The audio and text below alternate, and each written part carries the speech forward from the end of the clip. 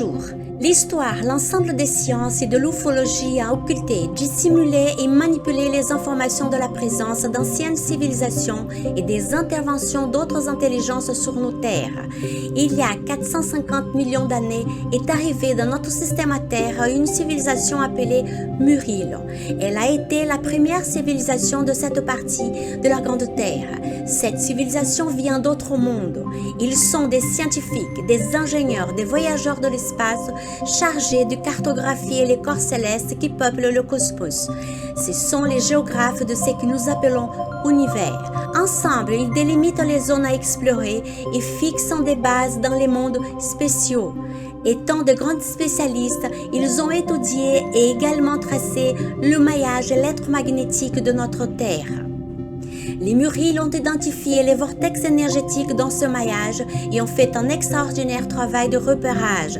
D'innombrables balises sur des points importants dans notre monde ont été construites. Les technologies utilisées par la civilisation Muril sont basées sur la lumière condensée, propriétés de l'eau, énergie scalaire et fréquences sonores.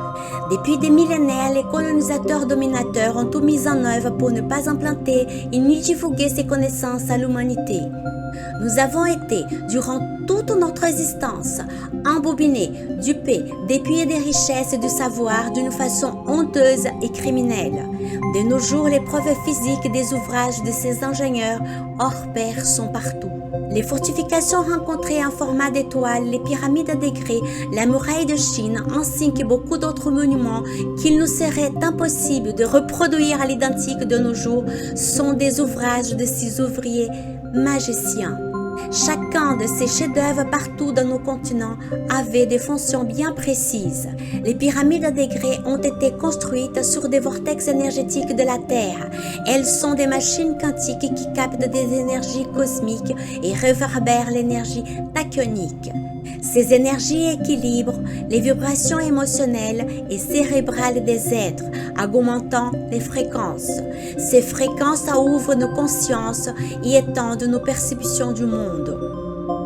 La muraille de Chine reste cependant encore un mystère.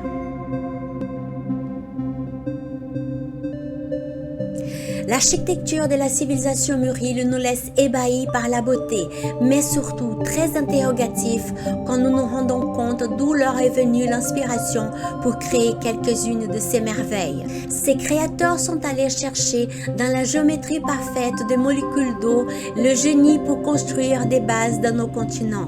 Aujourd'hui, ces œuvres d'art, le fort en forme d'étoile, sont par endroits un peu détruits, souvent dissimulés au milieu d'architecture actuelle des villes ou parfois utilisés comme fondation des constructions plus récentes. Malgré cela, on en trouve un nombre considérable partout dans notre monde en parfait état qui se laisse admirer sans modération. Ces bases en format d'étoile indiquent la direction de la première capitale du monde, Ratanabá, au Brésil, dans l'Amazonie. Les Muril ont laissé un héritage à l'humanité qui changera complètement nos vies et finira pour de bon avec l'esclavagisme des dominateurs. Le moment d'informer l'humanité est arrivé. Partout sur notre système à terre, nous devons nous unir pour revendiquer les technologies et les richesses dans l'Amazonie. Notre Amazonie brésilienne était le centre de notre monde. Dans l'Amazonie enfuie à différentes épaisseurs de couches de boue, gardées par la végétation délibérément plantée par des intelligences d'autres dimensions, existent plusieurs villes, dont la plus importante est Ratanabá, la première capitale de notre système à terre qui garde d'énormes richesses et technologies jamais imaginées. Tant de découvertes qui feront changer le futur de notre humanité. Ratanabá a été localisé par les chercheurs de l'écosystème d'Acle. Mais les responsables de l'IFAM, Institut du patrimoine historique et artistique du Brésil, sous la présidence précédente, se sont emparés de plusieurs artefacts découverts et ont mis à l'arrêt la progression des recherches. Il y a urgence de présenter cette découverte au plus grand monde. Vu que les gouvernements globalistes criminels reprennent leur narrative récurrente et vicieuse à propos du climat et de l'Amazonie. En ce moment, le groupe de Dakhla se sent plus en sécurité avec le gouvernement actuel du Brésil pour reprendre les investigations sur place.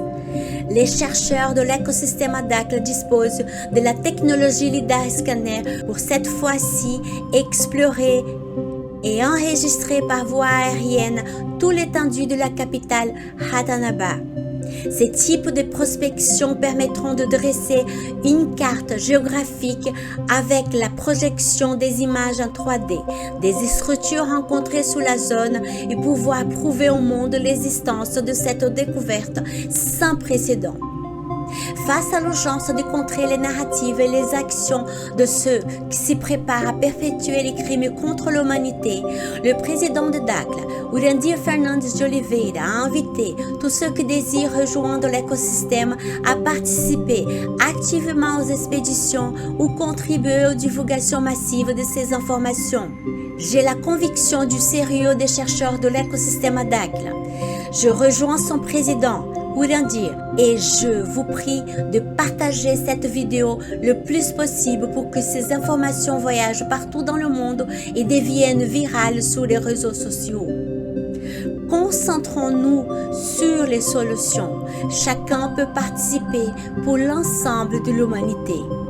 Par ces mots, je vous souhaite de bien vous porter et à bientôt pour une autre vidéo. Je vous embrasse.